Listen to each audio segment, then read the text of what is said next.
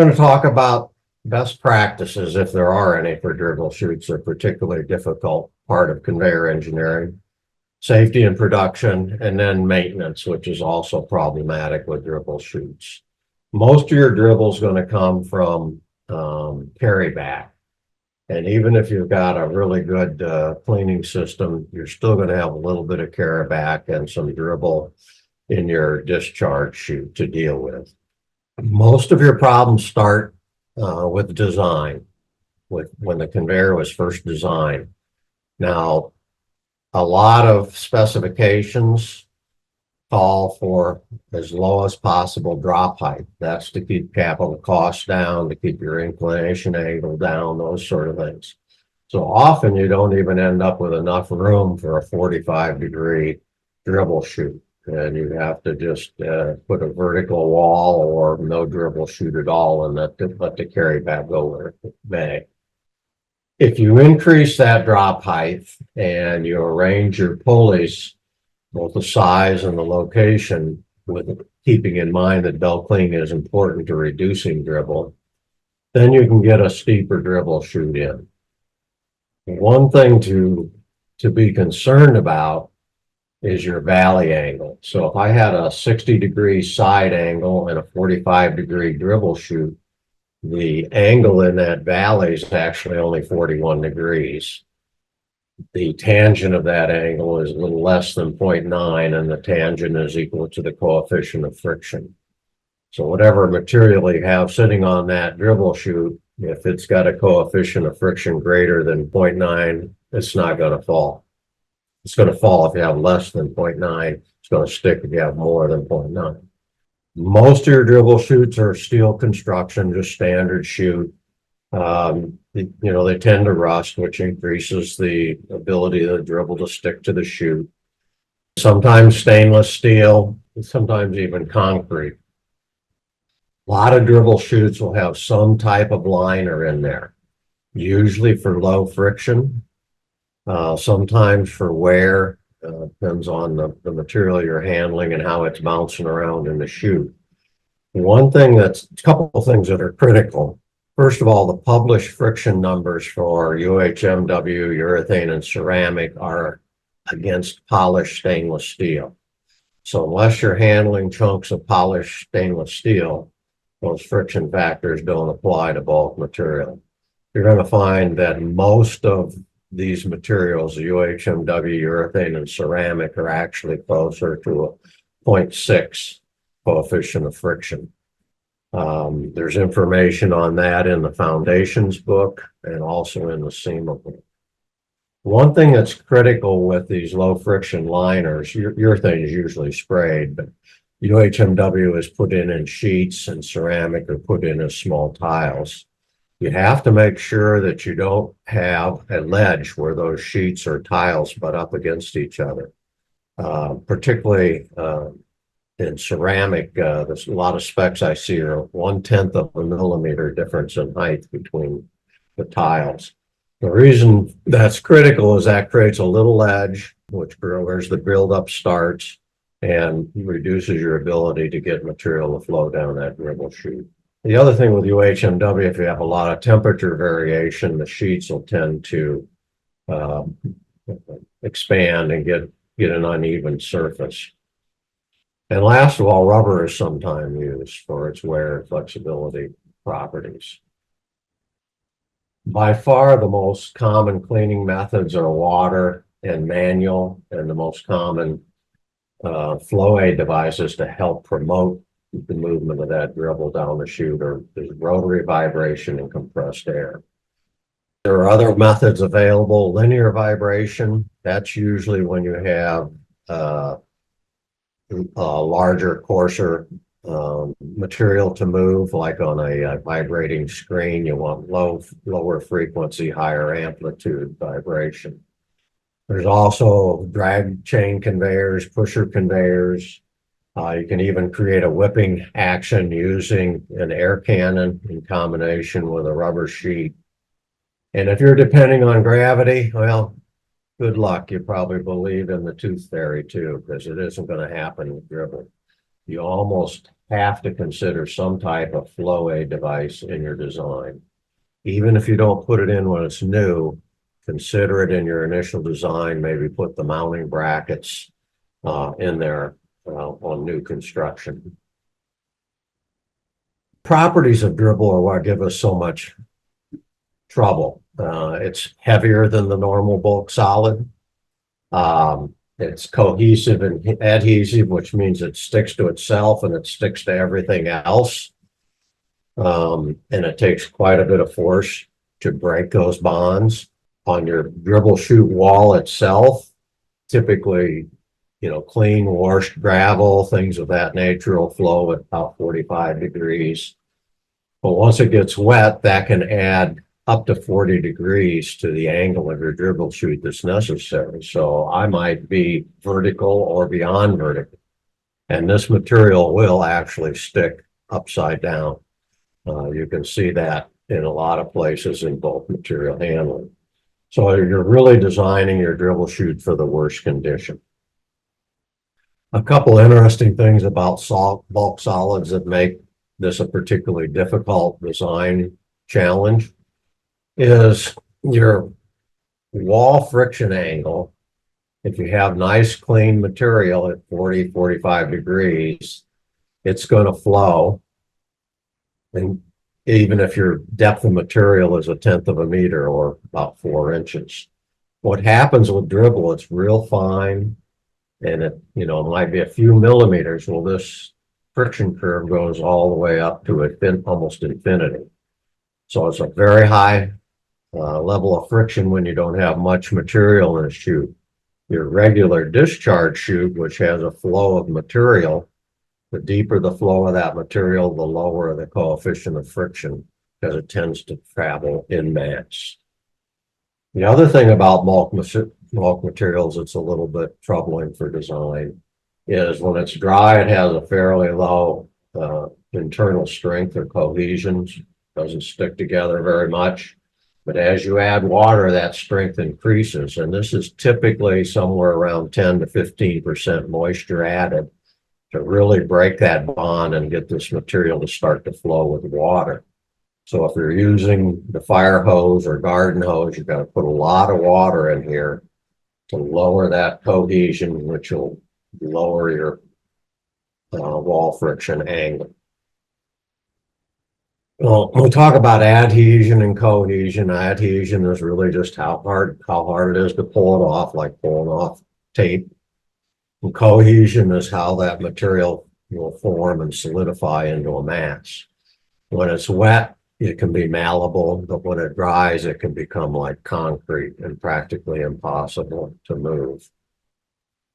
Usually, we want to make this bulk material move by shearing it, putting some energy into it so it'll shear, either vibration or compressed air. If we depend on vibration, we're really trying to break the cohesive bond or the adhesive bond and get this material to flow. So this is just a picture showing adhesion and cohesion. So most of the time what we're trying to do is put enough energy in here that we don't necessarily eliminate all of it on the dribble chute, but we get the material to break loose and flow. If you're really into math, this is just one example in this resource that is very interesting. As I said, this material will even stick upside down. But consider this to be your dribble chute here. We want to put enough energy in here to break this material off. So I start out with some givens. The shear stress is 1 kPa. The density of the material is 1 ton per cubic meter. And of course, gravity is 9.8. And this is a formula which shows you how thick this material would be without added energy, or just to eventually get heavy enough that it cracks and breaks off by itself. So if I set the added acceleration to 0, I get, in this particular example, I get a 4-inch buildup before it gets heavy enough or strong enough, theoretically, to fall off. If I want to reduce that to a 25 millimeter thickness on there. Run it through the equation, I come up with 3.1. Notice if I want to clean that completely, I've got to put 100 G's into that material to get it completely clean, which is obviously going to destroy your vessel. So if I take that 3.1, put it in here, force equals mass times acceleration, I get 310 newtons. So I pick a vibrator. Usually a high frequency vibrator is used because this is fine material, and fine material reacts better to high frequency. At 3,600 RPM, I'm looking for a vibrator that has 200ths of a millimeter of amplitude. So not very much. We're not trying to oil can the chute. We're trying to activate it and get that fine material next to the chute to break its adhesion or cohesion. And then you can run this for different speeds of vibrators. Typically, your lower speed vibrators would be used in a situation where you're actually creating like a feeder, trying to move that material out, and you actually want it to hop down your dribble chute. So, washed gravel, clean sand, stuff like that. You might treat it more as a feeder than a dribble chute. So the vibrator, what we're trying to do is reduce that wall friction, so the material will fall down the slope. If we use compressed air, an air cannon, we're trying to really address all three of the issues here.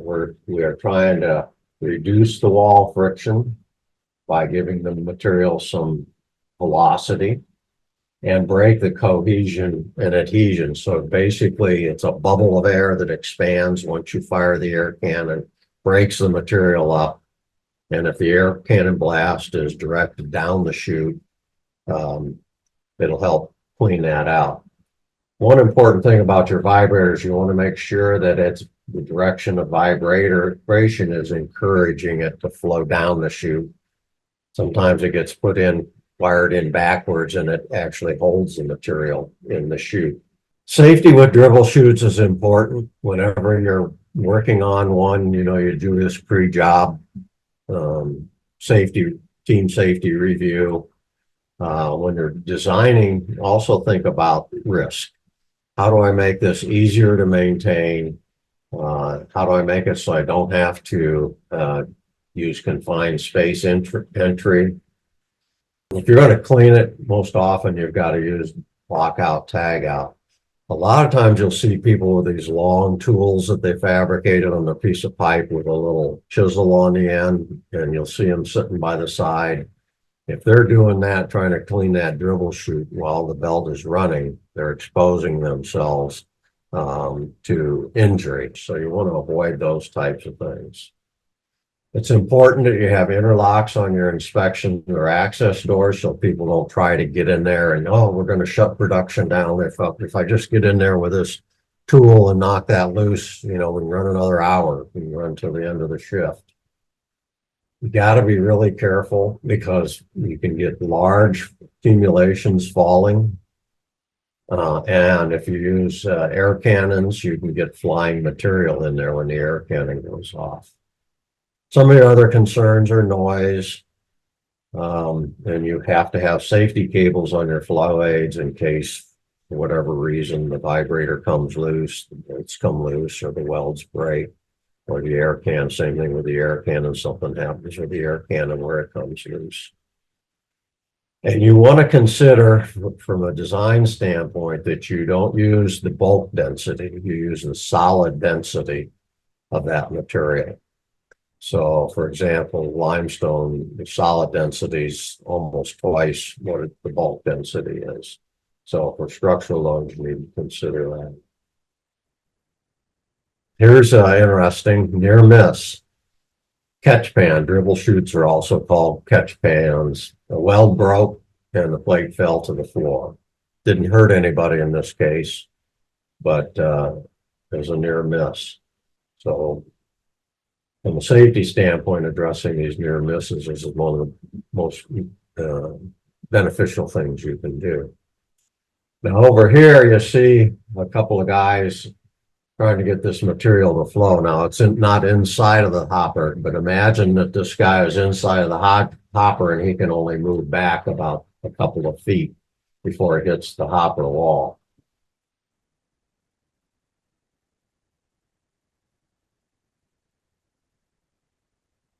He just got trapped in there, and this happens too frequently. With dribble, what'll happen is it'll come down in one large mass weighing several hundred kilograms, and then the person gets, covered by the rest of the falling material, and fatalities do happen. So you want to avoid confined space entry if you can, if you can do that. Air cannons are very effective, particularly on larger chutes. And here you'll see one that's back on the back side, and then they've got one in the corner here, because that valley angle, as I said, it's more shallow than your dribble chute angle or your side angle if your chutes come in as a slope. That's where your buildup's going to start, and then it'll just feed on itself and grow. So this one has an air cannon cleaning this valley angle and an air cannon cleaning the back of the dribble chute. Air cannons work by compressed air, and the cannon gets filled with a little bleed line. And then to fire the cannon, it requires positive pressure. So a solenoid or even a manual valve gives it a positive pressure signal, which causes the air cannon to fire. The reason that's important is older air cannons, they used to fire by removing the pressure behind the cylinder from the fill line. So you could have a fully charged cannon, you go inside and there's a little leak in your air line, and all of a sudden, boom, it goes off while you're in there trying to clean. So it's important to buy air cannons like Martin makes that only work with a positive pressure signal. Here's rubber chutes. I'm trying to remember what the material was here. I think it's bauxite or fertilizer. I don't remember. But the flexible hopper walls, as they build up, they'll flex, and that'll cause the material to break, essentially overcoming cohesion, and it'll fall on the belt. Another way to use rubber is people will hang a sheet, a whole piece of conveyor belt, usually inside of the chute. A lot of times just that flexible rubber is enough, or you can put an air cannon on there and you just like whipping a towel, it'll shake that material off. You see this a lot on your real heavy, high tonnage belts, where if this material sticks on this wall in a matter of seconds, it can choke off this discharge point. And the same thing here on the back. We have some materials like bauxite, or what's the other one I was trying to think of. They're thixotropic. They'll actually work their way back up the dribble chute and encapsulate your snub pulley and cause a production shutdown. The effect on production is usually that it gets so bad you got to shut down and dig this out, so you're not wearing your belt, wearing your pulleys, and stopping production. One thing to caution is if you do have your dribble chute drop straight down, it's important to have a flow aid on there. I've seen cases where the dribble chute is straight up and down, it'll accumulate, and it gets such a large mass when it drops down on the belt, it plugs up your transfer point and causes more problems. This is a popular option that Martin introduced years ago, and it's now copied by a lot of competitors. And basically, it's just a vibrating sheet inside of the hopper that's activated by a high frequency and fairly small electric vibrator. So this live sheet is this piece of UHMW right here. Now you can see just by look at all the buildup on that roller. So they probably got some other problems and need additional belt cleaning here to reduce that problem. So the way this works, you cut an opening in the back of your chute, which is great for retrofit, and the unit comes with a horseshoe type of mount lined with a heavy duty piece of rubber. You can see that rubber right there. And it's set up on a timer, so you tune it into whatever your problem is. Generally, 30 seconds every 5 minutes, something like that, to keep your dribble chute clean. You might get buildup behind here, but usually the UHMW is flexible enough that that buildup doesn't affect the operation of this. So this is for your medium-sized, smaller conveyors, this is a pretty popular option. It does require power, and you can operate it intermittently or continuously. Usually we don't operate flow aids continuously. We treat them as a preventative. These are a couple other options. A lot of times when there's low headroom, like underground, where basically your dribble chute has to be horizontal or parallel to your conveyor. There's pusher conveyors. So this thing pushes out and then a little ramp lifts the blade up back over the dribble and pushes it towards the regular discharge flow.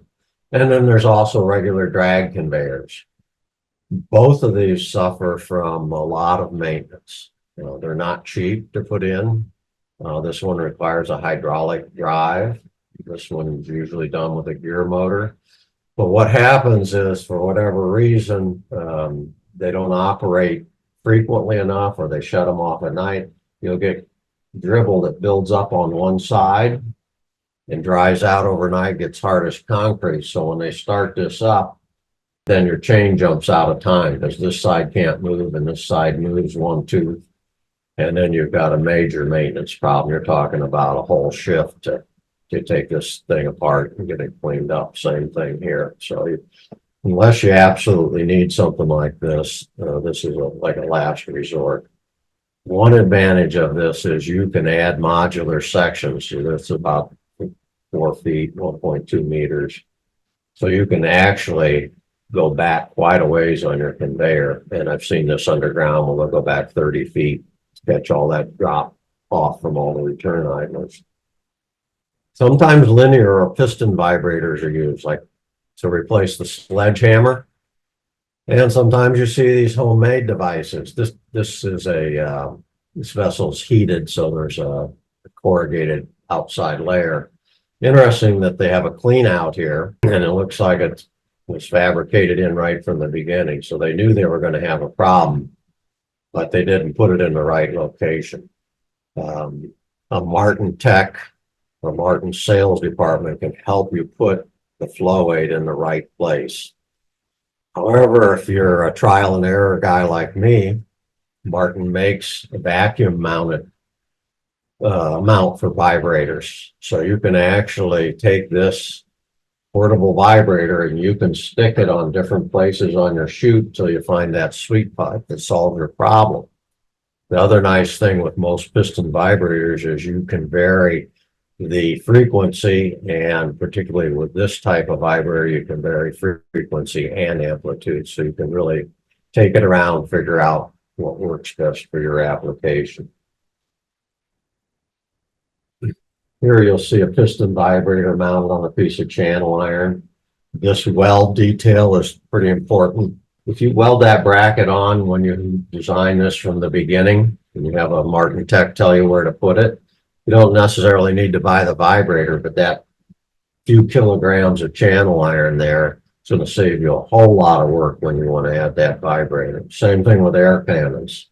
If you want to put an air cannon on, at least put a pipe coupling there so you can hook that air cannon up at a later date. If you use water, I said 10 to 12% is where you actually start to break down the strength of the material, because that's its peak.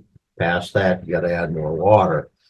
So if you've got 500 pounds of dribble an hour, you got to add, more than 10% of that. You got to add 50 pounds. You got to add quite a bit of water to that to get it to flow. So a lot of times The cleaning will be moved out of the head chute back to what's called a wash box, where you can put a lot of water in here, not affect your product quality, where that if you're just putting water on your dribble chute, it's going with your product.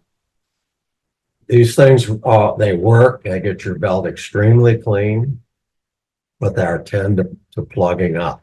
So if at all possible, you can get that drop to go straight down and inspect it frequently. Several things in this picture. Look, there's a walkway on one side, but not on this side. Look where all the spray nozzles are on the side you can't get to. It also looks here like there's at least 2 belt cleaners up front, and usually in these wash boxes there's 1 or 2 belt cleaners and a squeegee. So this application, for some reason, required a lot of belt cleaning. And here's just another safety issue. I guess it was okay from OSHA or MSHA because it wasn't accessible because you can't maintain this side of the conveyor. Catch pans. It's a form of dribble chute. This one I'm familiar with. It's at Port of Canaveral, where the Disney cruise ships line up, and this conveyor goes from one side of the port to the other. And guess what they do underneath this conveyor? They park all the cars for the people going on the cruise boats, so they can't have any material falling off. Now, this doesn't run 24/7. It runs maybe once or twice a week. When they clean this out, it takes a crew of men a week to clean that out. Here's an interesting one over here, kind of a reverse dribble chute. Evidently, they didn't have enough room to put a dribble chute in up here, so they put this one and it's just dumping out on the ground. This would be one where your vibration action would act more like a feeder, trying to coax that material down onto the ground. And it's got a fairly low angle, so it'll probably take a pretty good sized vibrator, and it needs to be isolated, needs to be hung on springs to work properly as a feeder. So, lowering your catch pans so you can clean them. So back here, they didn't have a system for lowering that. And look at that pile. That's a lot of limestone dust there accumulated. What a lot of people will do, will put boat winches on these and hinge them so they can lower them down. And usually that just doing that's enough to get the material to fall off. If not, they can hit it with a fire hose or bang on it from the other side. So that's one way to make your system maintenance friendly. In this case, it looks like most of their issues is spillage, so they're trying to stop this rock from falling down below, but it also works the same way for dribble. And this is probably the most important detail of all. Your boss is driving his brand new Denali tricked out pickup truck underneath here, and he gets dribble on it. Guess who's going to catch heck for that? So over your travel ways and pathways, if you've got a lot of spillage or dribble, put some type of protection to prevent that dribble from falling down on the equipment or on people. From a design standpoint, when you're designing your new system, you need to have enough space in that head area to do adequate belt cleaning. And again, if you're just buying your conveyor on price, they're going to use the smallest head pulley that your belt and splice will withstand. But if you look at it from a belt cleaning standpoint, a larger diameter head pulley will give you more room to clean on the head pulley, so that material goes with the flow of material. There's primary cleaners and there's secondary cleaners that can be put on the head pulley today. I know Martin has several secondary designs. Typically, the secondary cleaners put on just after the belt leaves the head pulley. The problem that causes for you and your dribble chute is when that belt goes by and it's dirty and the blade is scraping it, you actually get a little bit of material spitting out of the back side of that blade. And you'll see that there's enough sometimes that it actually builds up outside the dribble chute, makes a huge pile on the walkways below. So getting that design right up front is critical. And as I said, your tertiary cleaners, you might have to have a vertical discharge if you're going to use a lot of water with them. The tertiary cleaning position is after the snub pulley. So your primary is on the face of the head pulley. Secondary is on the bottom of the head pulley or just after the belt leaves. Then it hits your snub pulley. After that, those cleaners are called tertiary cleaners. Lumps can accumulate and fall down in your transfer point large enough to actually blow out idlers. If you see your idler stands bent a little bit, might be a clue that you've got large accumulations falling periodically into your chute, or you plug it up regularly and they just try to use brute power to unplug it. Access is the most critical thing for being maintenance friendly. How are your workers going to get at this dribble chute to clean it, to service the flow aid? That's a critical detail you need to pay attention to. Makes it maintenance faster and safer. Your attention to structural work platforms, as I said, is critical so they can get at it. Your structure needs to be strong enough to handle all the extra weight.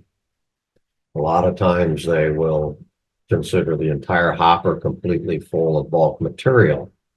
But with the dribble chute, we want to look at the solid mass, not the bulk density of that material. Your vibrators are generally sized 1 pound of force for every 10 pounds of material in your chute. And the same ratio is used for dribble chutes. So there's a vibration is half engineering, half art. So you depend on a technician or market salesman that you really have a lot of confidence in to size your vibrator, pick the right speed and the right position. The only thing that's going to flow down a 45-degree angle, like I said, is clean gravel or clean sand. So you've got to pay attention to that. You need that angle greater than 45 degrees. Consider a low friction liner right from the beginning. It's going to help you a lot, particularly if you put a flow aid in. If you pre-engineer where you're going to put these flow aids and just put the mount in, you're going to save yourself a whole lot of money and a whole lot of trouble down the road. And if you use water, you've got to consider the corrosion effect of that, because a lot of times plant water is gray water, has a lot of lime in it or calcium in it. And what are you going to do with the water? Can your product handle the water, or do you need to have some other way of handling that water? If you're using spray nozzles, particularly with dirty water, they're going to plug up frequently. So have some kind of quick change. Make sure your maintenance guys can get at it, and in a couple of minutes change out nozzles and get you back into production.